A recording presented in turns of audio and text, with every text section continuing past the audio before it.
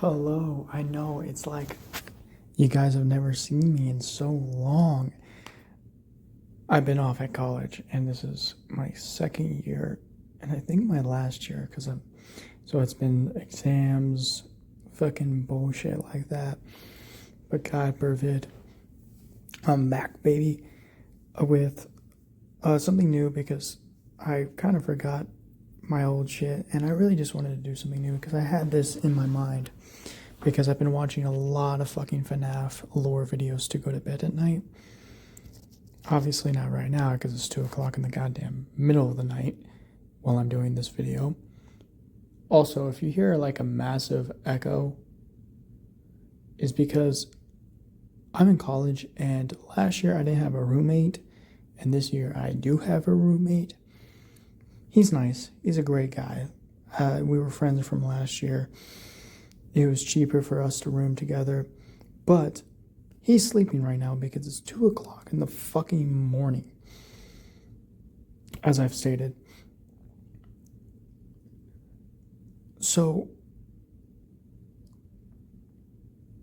I didn't want a video record in our room, so I'm in a public library right now where they have like rooms where you can have meetings. And I asked the librarian if I could set up a room for 2 o'clock in the fucking morning. She said, yes, but are you going to be able to be awake? And I was going to be like, yes, I'm fine to be awake at 2 o'clock. But that's a different sort. This is what if Harry Potter and the Five Nights at Freddy's series were combined. Okay, I'm going to put some solid rules down, probably only 2, before we start this series. Because of, number 1, Five Nights at Freddy's is the most complicated bullshit lore basis that you ever try to learn.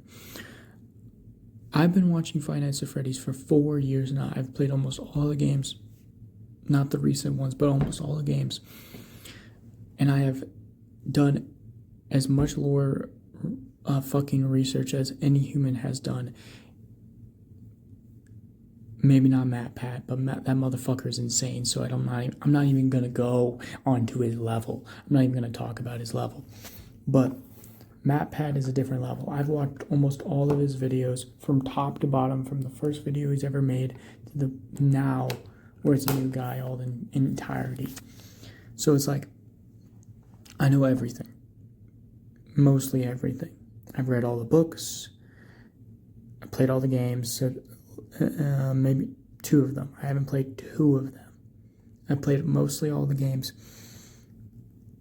I know enough, okay? I know enough to know enough that I will fuck up some of you guys' favorite stories. I'm going to fuck up some of you guys' favorite characters. I'm going to fuck up a lot of the different shit that you guys love about FNAF. 2 things. I'm going to say sorry because I love FNAF as much as the next guy. I know I'm going to fuck it up. I don't know most of the characters. I don't know all of the characters' names, so you're going to have to deal with me doing that as well. Second, timeline issues are not going to be a certain things. I know about the bite of 1983, the bite of 1983, the bite of 1987, the theories about the new location and the killings happening in 1985 by Matt Pat. I know everything about the timelines, and right now, we can't do too much about that. Because right now, we have to work on the Harry Potter storyline, and as well as the FNAF storyline. So guess what? I'm going to have to canonize things that didn't fucking happen. So guess what? You're going to have to just deal with my stupidity, okay? I'm going to have to do shit that's absolutely not canon to either of the universes, and we're going to have fun with it. That's why it's called a what if. That's why it's called a what if. We change some shit around, we have fun with it, okay? So that's what all I'm saying is we're going to have fun with it. Third, this is probably going to be a long-ass first video because, number 1, I haven't posted in 3 months, 4 months. It's been a long-ass fucking time, so you're going to get some treats out of me. Number 2, I've been writing this idea, writing down a script for this idea for about 2 months now, trying to figure out everything that I want to do, because Harry Potter itself is already complicated enough with the fucking details I have to do. And then I put on fucking FNAF on top of that. No, I took 2 months to write this fucking shit out. That's why I've been gone for so long. But let's have some fun. So, let's go with Harry Potter first. Then I'll break into FNAF, and then we'll combine them two. Harry Potter. Everything kind of happens as canon. The Marauders is still a bully to Snape. Lily still hates them until 6th year, roughly, where James kind of gets his act together. Stops being a prick, stops being a bully, becomes like a decent human being for once. They start dating their 7th year. The war kicks off. Lily gets pregnant. Fidelia's charm goes to, instead of going to Sirius, it goes to the person that they believe wouldn't be expected to have the Fidelia's charm. And that is Wormtail. That fucking rat. Wormtail. Where Wormtail is now the keeper of the Fidelia's charm. The only difference that I add into this, because it's going to be important later to the story, I'm sorry, is that instead of Lily having just one Harry, Lily has twins, particularly a girl named Rose Potter, who has James's eyes, but looks mostly like Lily. So it has these beautiful blue-looking eyes, but with Lily's bright red hair and Lily's looks. Where Harry got the green eyes of Lily, but looks mostly like his father, especially with the glasses.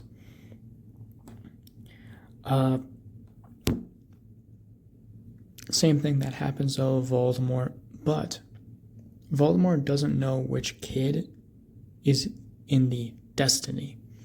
So he chooses one. He chooses the boy. So yes, Harry will still be the boy who lives.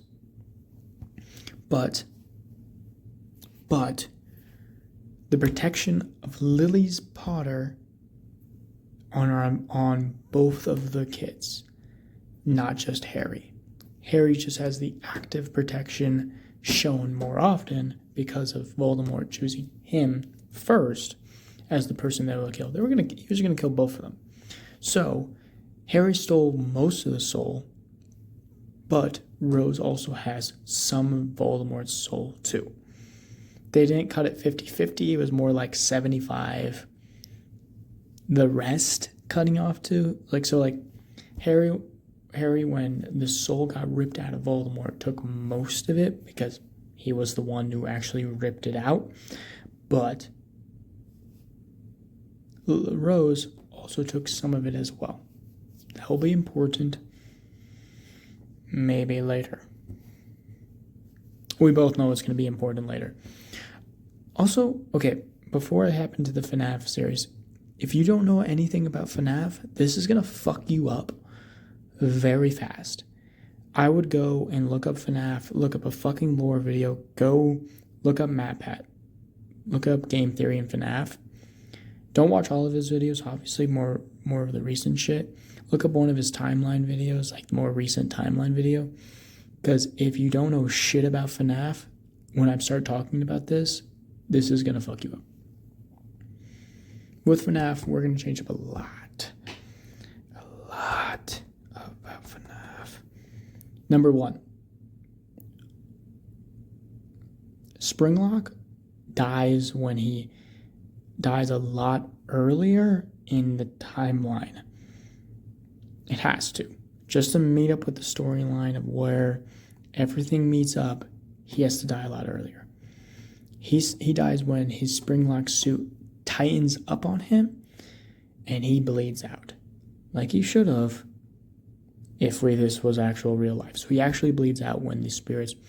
But because the suits were broken up and the spirits never really got released, they're still wandering the pizzeria and are still not stuck, but they're still almost connected, like a string and a wire, to the suits themselves.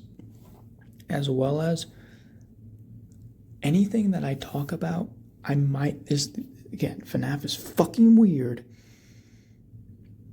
So get me into it.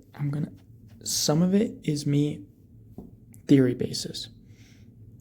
Some of it is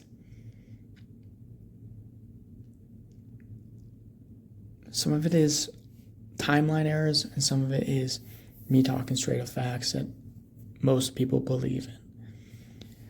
This is a concept. You cannot judge me on concepts. You can't judge me on bullshit. But I'm not going to try to do too much bullshit right now. I'm pumped up on Red Bull. Let's go and get it. Okay. So what happens is he dies early. A lot of the machines that I'm talking about are going to be two things. Remnant souls. So baby, Ennard. I know. How did the other? More dead children, okay? A lot more dead children. Before he died, he realized it early that remnant, the dead children stuff, and soul stuff is very important. So he tries to become immortal. Reason why he went back and tried to strip them. Failing, getting killed, but a lot more dead children. Because of this. Making Ennard, making Ballora, but the rest of them that we're going to be talking about, the dark ones, were programmed to capture children. Reason why more dead children, and for him to experiment on. You got me down here? I'm sorry if this was overly complicated enough for explanation. FNAF is fucking weird, and me trying to explain FNAF lore to people who don't know FNAF, it's going to be hard. But I'm going to do my best, and I'm going to try my best, okay? Let me try my best, okay? Let me do that for you guys. What happens, though, when going back into the Harry Potter side of things, what happens is Rose and Harry are going to have targets on their backs. Number one, because they destroyed the Dark Lord. But number two, they're Lily and James's kid. They're going to have a target on their back. So, same things happen as canon. Harry goes with the Dursleys. That took me a little bit. Went to the Dursley families. But Rose went with Snape. There's a reason for this, though. Snape was the godfather of Rose. Lily still had hope for Snape so much that when the Godfathers were put out, she wrote a letter to Snape asking if he would be the godfather for her daughter. And he said yes. Because this was at the time when he was becoming a spy. And if anything happened to Lily, she wanted to have her daughter to protect her. So, but obviously Sirius went insane, well, believed to go insane and believed to be part of the Dark Lord's allegiance, and went to Azkaban. So he went with the Dursleys. The Dursleys, because of Vernon's job of drills, moved to America for better opportunities for Vernon as well as his son. He didn't give a fuck about Harry. And this is where the story starts. So Vernon is still the same. Everything is still the same with the Dursleys. Just a little bit worse and better. The reason why is Harry is incredibly genius intellect with machines. He likes to break down shit that's metal. That's bad because he builds it back perfectly fine, but anytime he gets caught, he gets hit multiple times. Sometimes he gets burned, and sometimes he gets starved. Same as normal canon. I wish they mentioned that more in the books. Maybe they didn't. I don't fucking know. So he kind of started drawing away from them, already knowing. At the age of 5 or 6, he's running away from his cousin Dudley, and runs into the abandoned pizza place, Five Nights at Freddy's, the first location we ever go to, in the games at least. He runs in there as he passes through the doorway as Dudley stops. He's scared. He've heard the stories about, 5 missing children happened here. Kids died here. As Harry runs and he looks back and realizes they're still at the door, and they actually walk away, thinking he escaped. He feels fine. He feels good.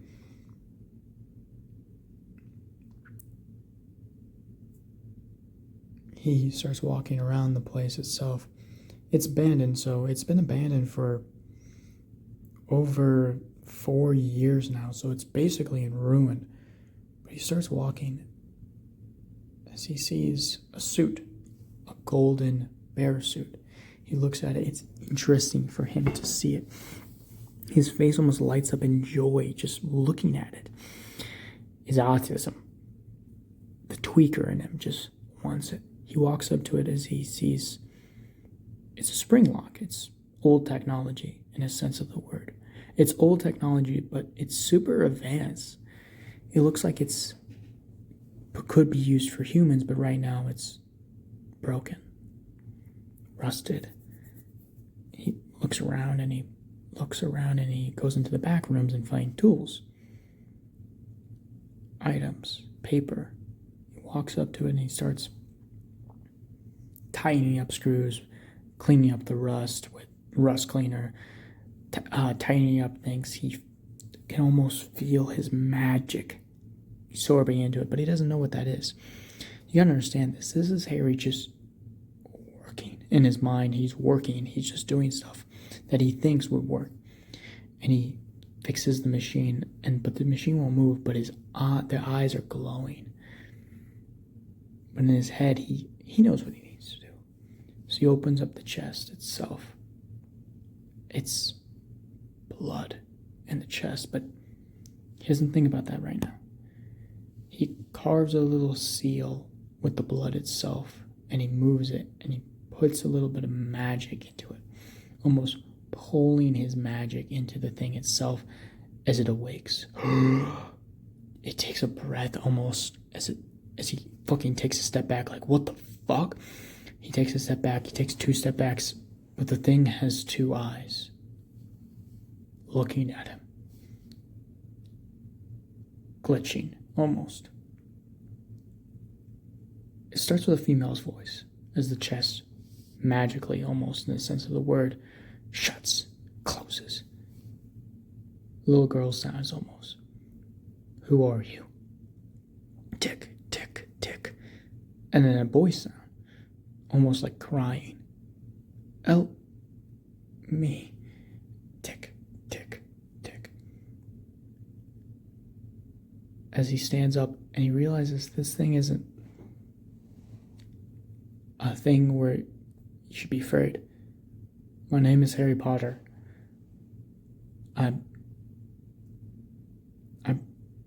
I'm fixing you. As the girl said, you're doing what? We don't need be, as the boy said. Fixing what? As he's more curious, it sounds like. Well, your endoskeleton, obviously. It's gone. It's disappeared, that's why you can't move. As it teleports to him so fast, I can move. Like the little girl screams at him almost. I can move fine without you. As the boy looks at him, as it tilts the other eye where the little boy's eyes, he's starting to realize that when it tilts its head, it's switching the personalities between the 2 souls. He feels it in his chest that it was souls inside of the robot's body. And he looks at him and says, meaning I can move and walk again? We don't need to walk. We are good enough as he steps and touches him. Are you really saying that? Or that's what you were forced to believe about yourself? The little girl almost not lurches back, but I'm never going to be scared of a machine. He takes a step closer. You were built beautiful. You were built with an endoskeleton and frameworks, and in creation you were beautiful. Something monstrous made you disgusting. But I can make you the beautiful creation you should have been. It teleports closer. It's me who isn't beautiful. I'm not saying you're disgusting, but I'm saying when you put makeup on a beautiful woman, it doesn't add to her beauty. It just enhances what people can see her beauty can be. We just have to make you a little bit more beautiful. Add the makeup. As the eyes start switching back and forth, as they finally just meet in the middle. Please. That's all he says. That's all they say. And he bows to them. I will. But first, where is everything? And this, if you don't know, is Golden Freddy. This is Cassidy, as well as the crying child. In this story, if you actually go into the canon, you might not believe this 100%, but I do, is infected with two souls. Cassidy, the vengeful, rageful spell, and the crying child. The one that got the first bite. The bite of 1985. Or 1983. Sorry. Almost messing up my dates. As it teleports around right next to Harry, talking about the restaurant, telling you about everything that's going on. As it finds its endoskeleton. Finds the endoskeleton that was removed from the thing back in the 70s. And it's rusted. It's almost tearing apart. Harry's fucking annoyed as shit. He says this beautiful endoskeleton rust away with time, as he sees other parts as well, machines, areas. He takes his toolkit and starts unrusting it as it teleports. You really do love machines. As he grabs his stuff, like his wrenches, his cranks, and his tools to build back the exoskeleton what it should have been. What's not to love? They can't hurt you if you don't train it. They're perfect, almost in the sense of the word, if you build them correctly enough. With my own hands, I can build whatever I want. A thing to help me, a thing to help others. Like you should have been built for. Smiles a little bit. You're right. We need to help the others. There's more? More than you possibly can believe. As he's tightening up the exoskeleton, fixing everything, fixing up the rust, he says, may you please, I need you to lay down. To put the exoskeleton back, I need you to lay down on your face. I can't do that. I really can't do that. This crying child. What she's trying to say is we can't move. We can only teleport. But even that, we have to stay in this crunched position. As the rage almost comes out of his voice with that one. Then let me help you. You want to, as he switched to the other voice, Cassidy's voice. You want to help us. Always will, my lady. As he lays her down, as it puts the exoskeleton back in, fixing all the parts, fixing the thing itself, he stands they both stand, finally. After almost 6 years of their lives sitting, being there, watching everything, even though they can't do shit about it. The only thing they can do is teleport and move. But they can't even fucking kill him. The others, as they start walking, Harry asks questions. So, what was this place? It was a place built for kids, as they both are talking, like they're mixing their voices together. Harry doesn't mind. Just another quirk.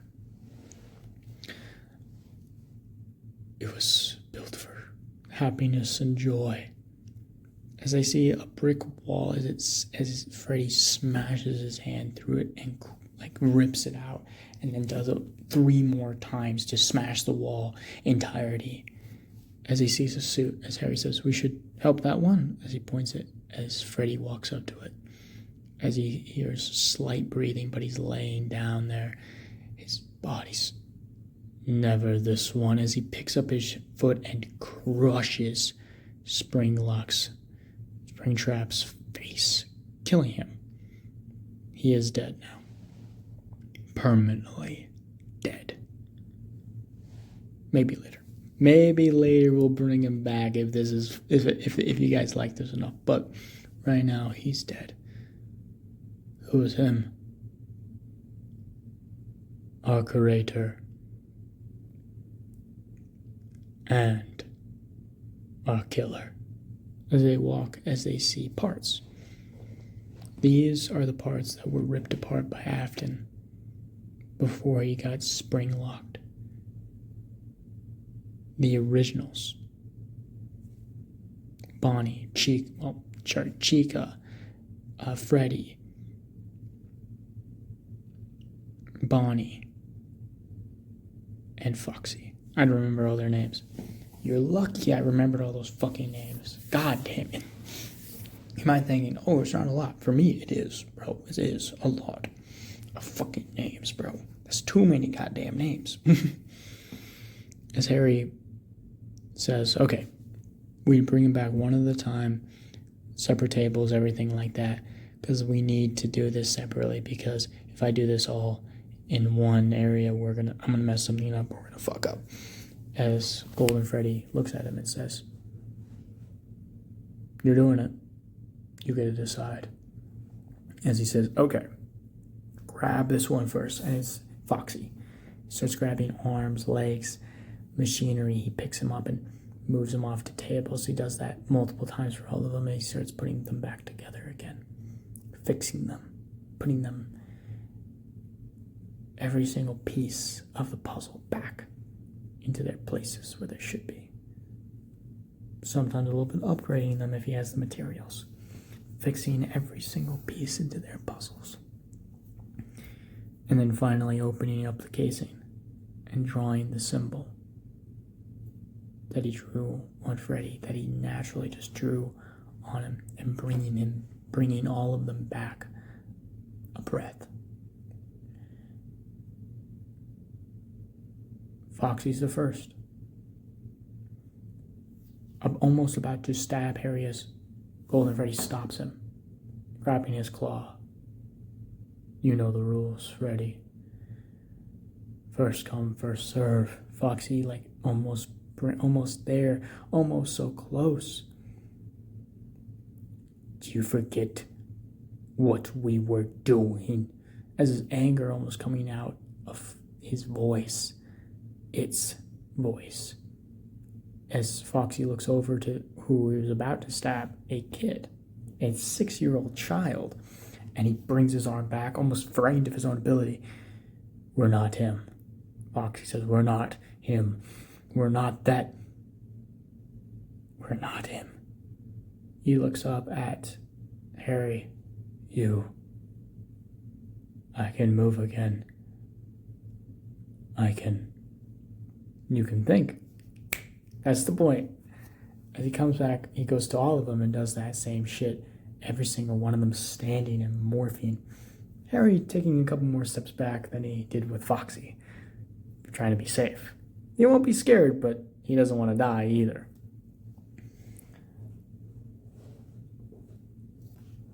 But all of them moving like, oh God, it feels good.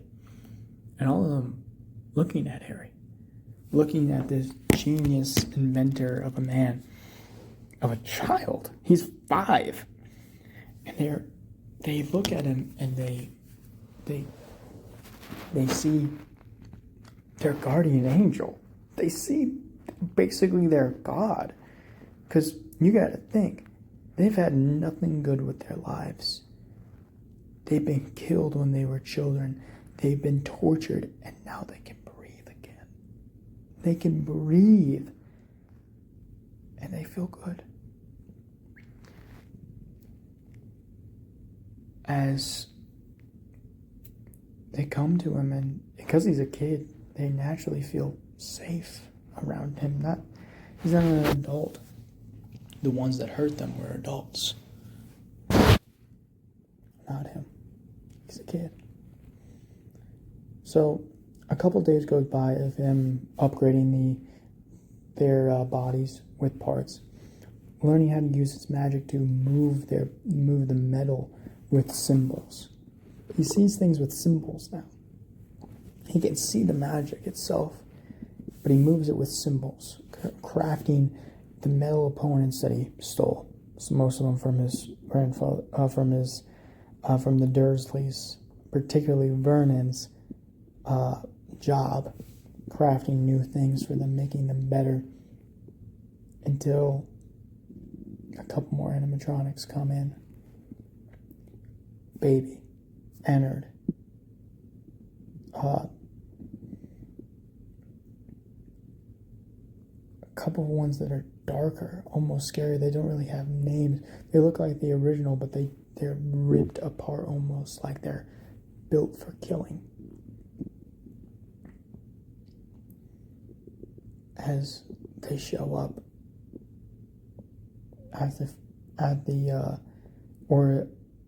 at Freddy's, at the pizzeria.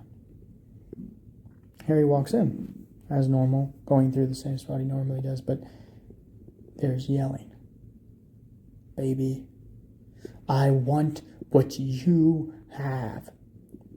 He walks in at Ennard, his snaking tails almost getting closer. He's very much taller than the rest of them, like 8 foot, 7 foot, easy. I want my body. As Freddy looks at him, you don't get shit. As the others, like there's more creepy ones, we're going to call them the dark animatronics.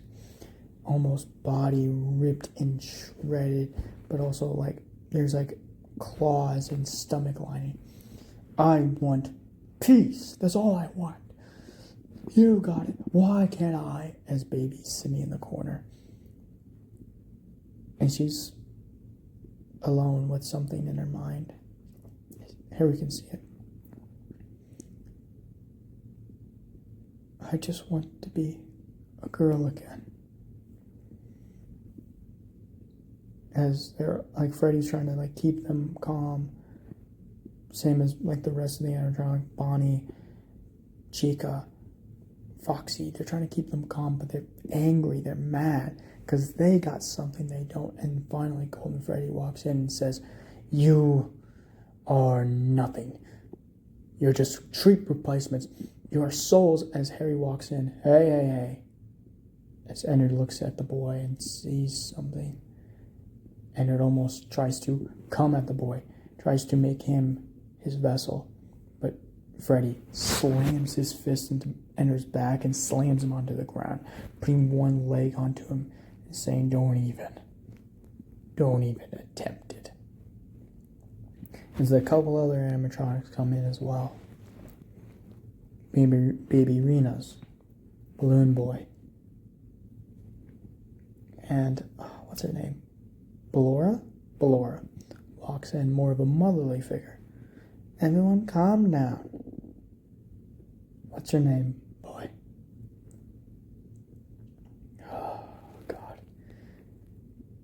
You guys are beautiful. As all of them kind of take a step back. They've never really heard that. Beautiful. The word scares them. And yes, I know most of this, like, oh, these animatronics should be combined with these animatronics, or these animatronics might not even exist. I know that. Don't get me wrong. I know that. I know that more. But with the script, it works with this, and I like it what it is. Some of these animatronics are Afton's creation, and they don't have souls in them. Some of these animatronics, like Baby, Ennard, Ballora, they have souls in them. They have souls in them of people who have lived. Ennard, children, other children that Afton combined into one, changing the storyline a little bit. Wink, wink. Ballora is the wife of Afton who has died at childbirth, birthing the crying child as well as Baby. Emily. Emily looks over at Ballora. And then back at Harry. What do you mean by beautiful? She tries to get mad, but Harry's like, wait, whoa, there's not a different word to explain what this is. As Ennard looks at him. You don't think disgusting? Menacing? Maybe a little bit menacing. You did scare me a little bit, but looking at all of you, you were created beautifully. Now, your creator might not have been beautiful, but you were created beautifully. With gorgeousness in your heart and your soul. You must be seeing that, don't you? Do you guys not look in a mirror? They're downtrodden a little bit. We are not beautiful. One of the monsters animatronics.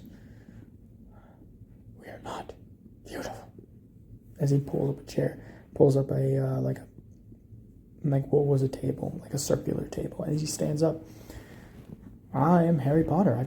I fix things that are what they think are ugly. What you think you are ugly, and I'll explain why not. What do you want yourself to look like? He looks like the nightmare animatronics. We're fine what we look like, but we want this. As he looks at their chest, as there's something pulsing. Every night we try to hunt children. We have to bury ourselves just to keep us from killing them. You don't want to hurt kids. That's what's beautiful about you. You are willing to bury yourself every night. Good. What about you? As he points at Baby. I just want to be a girl again. I am, but you are.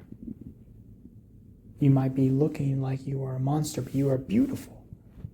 Most beautiful woman I've ever seen. Same with you, Ballora.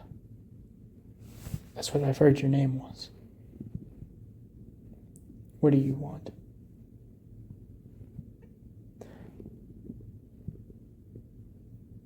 I want peace. For my family.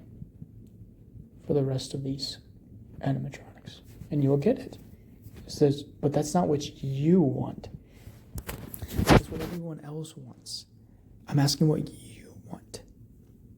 As he sees the rest of the Ballora, the dolls that are always around Ballora. I want, as he points to them, to be able to walk without me. And you'll have your wish. And he looks at the final one, Ennard. What about you? What do you want? And he looks at him and he almost gets on his knees. I want a body. I want a body that tightens up his fist. And almost on his knees, he looks like he was about to cry. Like, I'm not going to lie to you, looks like he's about to cry. I want to look like a human again. So you want what Baby wants. But for you, it makes sense. You were just wires. They should have built a body around you, but you were not made perfectly. but you are beautiful, and you could be made perfect. There's not really something as he leans down at him, as Foxy's like almost about to like jump, like, hey, no, you shouldn't get that close. Ennard's dangerous. Ennard is dangerous. He has killed humans. Accidentally. By infecting their bodies because he wants a meat suit, because he wants to be human. It's always what he wanted to be. He wants to be human. He wants to be human. You want to be human. You always wanted to be human. And then he said, no, I'm better. No, you want to be human. That you are better. Don't count me wrong. I'm not saying that you're wrong. You are wanting to be human, though. But why would you want to change who you are? Look at you. And looks down. He's like, I only see a monster. What do you see? And Harry actually has to like tell him, I see fucking beautiful creature. I see something that could grow into something beautiful. Can you not see that? As Ennard, I guess, but I can't. You can't tell. Because you can't see it, but I can. As he stands back up on the table and says, okay, my job is going to be hard. First, we're going to go with the more kill-happy group, and we're going to hopefully fix them first, but I'm going to build everyone in your body, so I'm going to build everyone perfectly. What you want to be, I will make. If you want changes, I'll change it. But first, before anything, names. Ennard, that's not going to work. Baby, maybe we can work with that. But, names. Names are going to be important. As he smiles. My name is Potter. Harry Potter. You can call me Harry, because we're all friends here. As they look at him, they see someone that they have other animatronics saw before. Their guardian angel. Their God. But after 3 years of Harry, more animatronics from FNAF, from what Henry built. Emily built before he died, coming in and having to get fixed, and staying.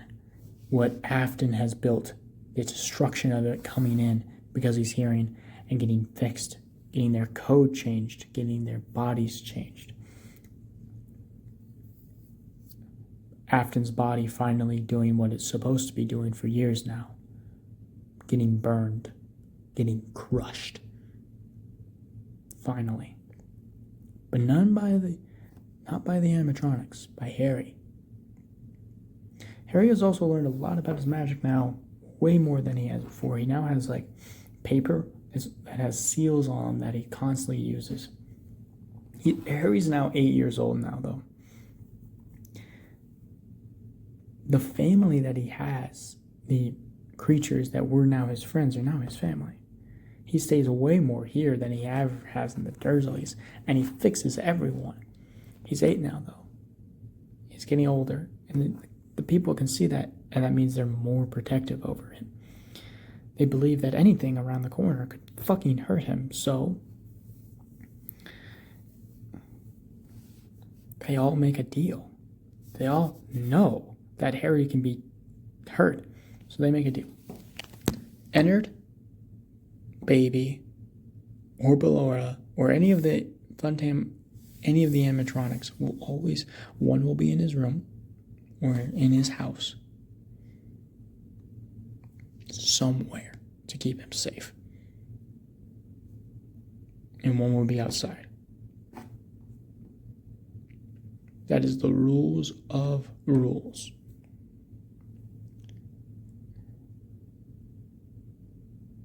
And Harry walks in one day as the rest of the animatronics are kind of just sitting there. See, Harry has to go to school, obviously. Harry walks in, though, and his sleeves are rolled up, backpack on. He says, what do you... Are you guys waiting for me again? I told you guys you can, like, do other things. This ender now has, like, an endoskeleton, almost a body. But it's not really human-like. It's actually quite massively sized. Like an massively sized man. He changes his mind. He never wanted to be human. This was a disguise in his own mind.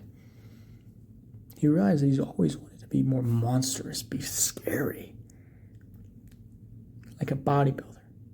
So his body's, it's more like a lion's body. Instead of a bear, it's a lion. Claws out. Because his voice is a lot more deeper, too.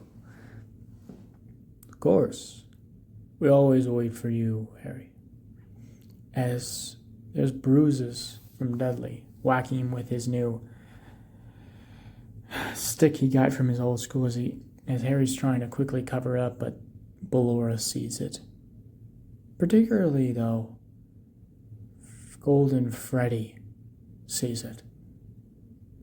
Ballora is more of a mother. Sometimes she understands that Harry can deal with her own, but also that Harry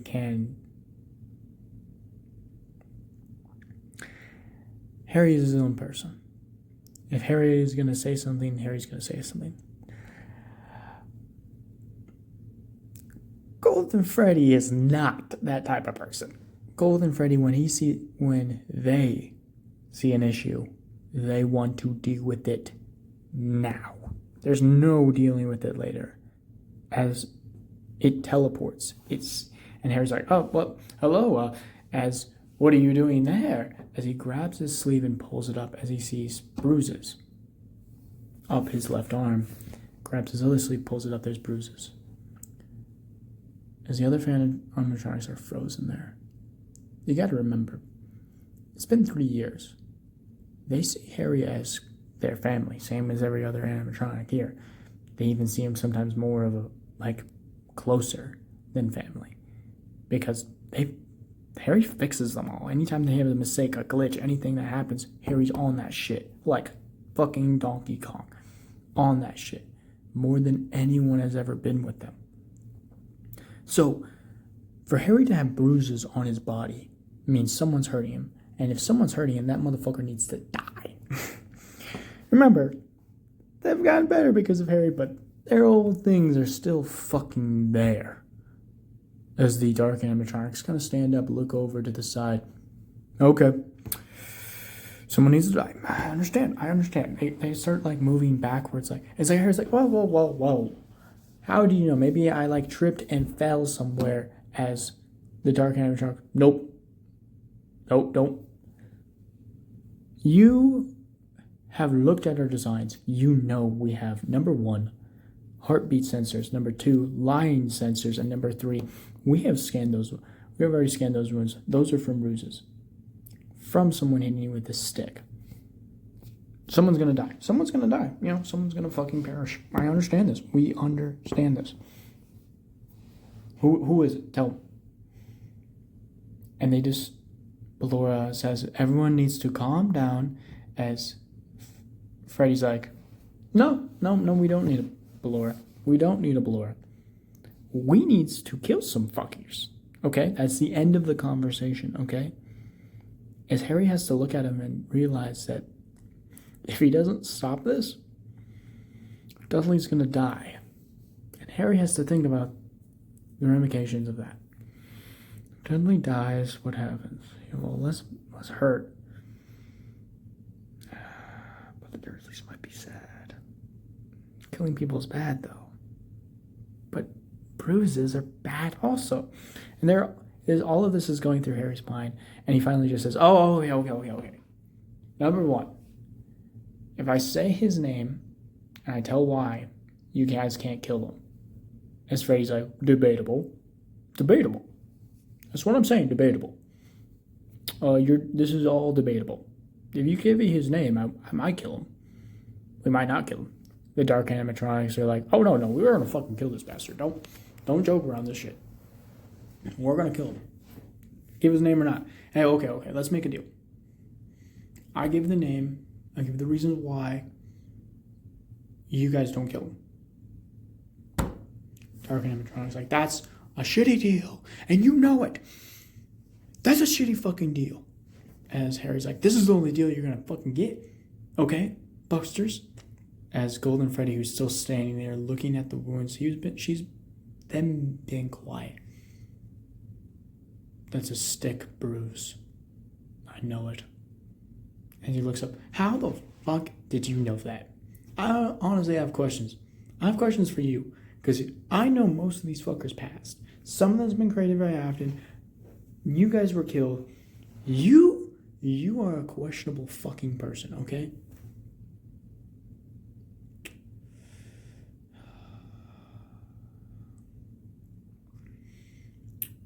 What about scaring? What? We can't kill him.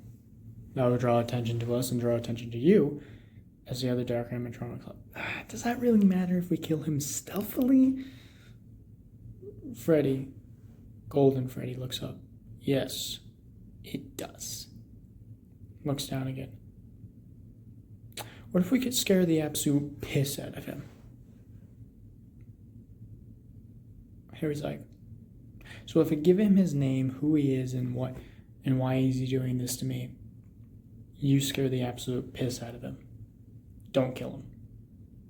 Golden Freddy says, yes. But if I don't give his name, don't give his who he is and why he's doing this to me, we'll find out. We'll follow you home every night and figure out who does this. You would do that, wouldn't you? Yes, we would. We are family. This is what family does for each other. As Ballora nods her head, she sits back down, realizing this is what family does. They protect each other, and they need to protect him. He's the weakest. He's the most vulnerable. The dark animatronics kind of move their heads and fucking get mad because they wanted this motherfucker dead. But scaring the shit out of would also help. Okay. Dark animatronics deal. Name, reason why. We won't fucking kill him, but we will scare the shit out of him. And the dark animatronics are a little pissed, but are fine by it. His name is Dudley Dursley. He's my cousin, and he does this because I'm a freak. As the rest of them look at him like the least freak out of the fuck, but they had to realize that they're talking about themselves. The shit that Harry does is kind of weird and freakish. So he's your cousin, part of your family, or should be part of your family, but he hurts you, scares you, makes you run away. This is the crying child, not Cassidy anymore. He is remembering what happened with his brother, Michael. He takes a deep breath. Okay. 7 animatronics raise their fucking hands. 6 animatronics raise their fucking hands. As it's like, what? I'm going. There's no arguing. There's no statement. As Golden Freddy's looking at all of them. There's all of the dark animatronics raise their fucking hands, and that's like 5 of them already. A new introduction. The puppet doesn't raise his hand. Her hand. Lore explanations later. I would actually like the puppet to come. She's better on mindset, but I want more scare tactics. Chica, Freddy, as both of them like, fuck yes, they both kind of high-five each other. They are friends. I need Dark Freddy, because he's like, yes, I'm gonna kill this fucking bastard. No killing, we made the rules. Wither Bonnie, as Wither Bonnie's like sparking. Oh, that dirty bastard's not gonna know what hit him.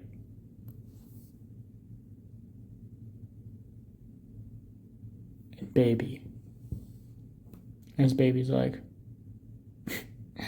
I'm not usually the scary type. Yeah, the baby has a new look. Baby's like almost human. Like her flesh is almost looks completely human. Like Harry's really good at his job. That's what he is. But no, but you look human. And to give it enough, you are humanly attractive. His baby's like, ooh, you looking at my stuff, girl? There's one head. I'm your brother. Shit. I forget about that sometimes. Fuck.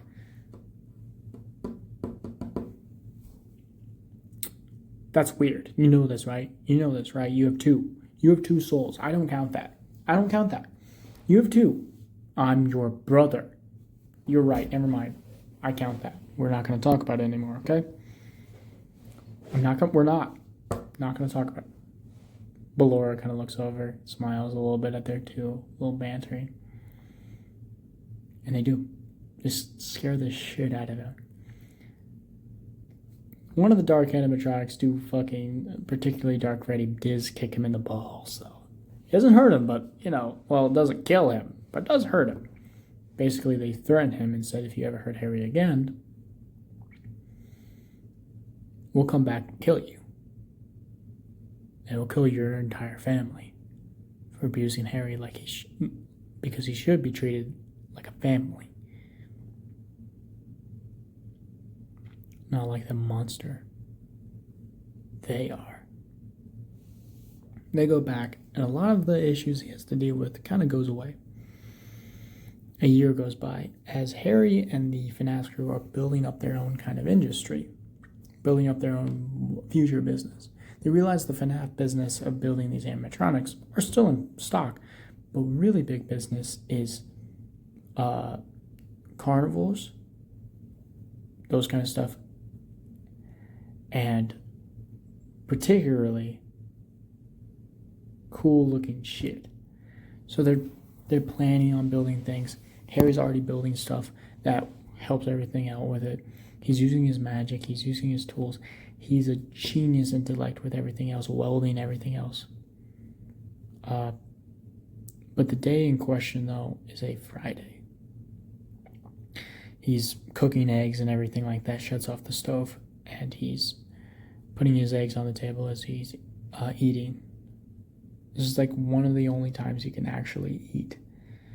As the Dursleys are on a late Thursday, Dudley normally doesn't wake up until much later. Usually, usually his aunt though wakes up this early, but for some reason he's not as early, so he gets to finish an entire breakfast first. Cleans off his plate, puts it into the dishwasher, making it look like every single plate is normal because he doesn't want,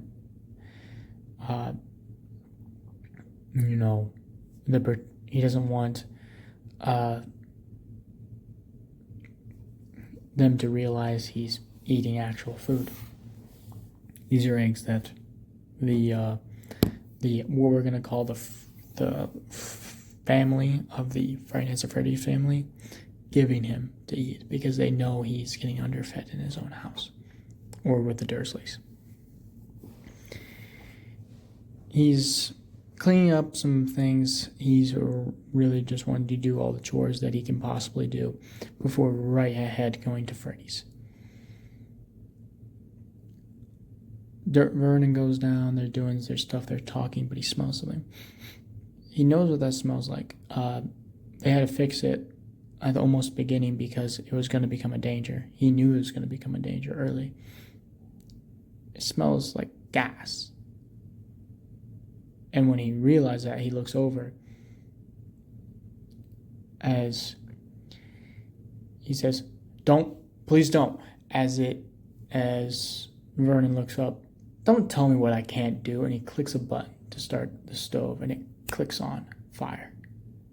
And goes, and Harry's like, fuck. Starts running, and he hits the door, grabs it, and it goes boom.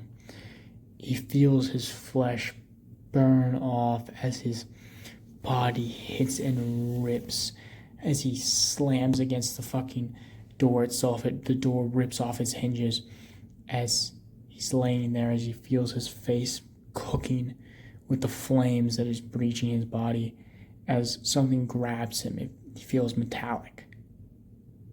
It's Freddy. He grabs him as he looks over, as he sees a wand in someone's hands, but he doesn't see a body. It looks like he was ripped in two, like he was shredded. His hairy, burnt flesh is slowly turning purple as Freddy's running to Freddy Fazbear's to get any type of help that he possibly could. As this is where we're going to end it off, I hope you guys like this series. I know this is a really fucking long video, an hour long video, but because I haven't posted in a while and because this took me so long, I wanted to make it as long as I possibly can.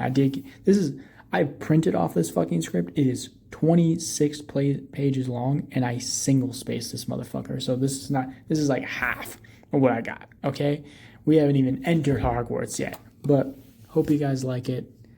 I enjoy doing this kind of stuff too when I can, but thank you very much. And I'll edit this in this video tonight, maybe tomorrow night. I'm chugging fucking monsters to study for this fucking exam. But I'll see you guys later. Goodbye.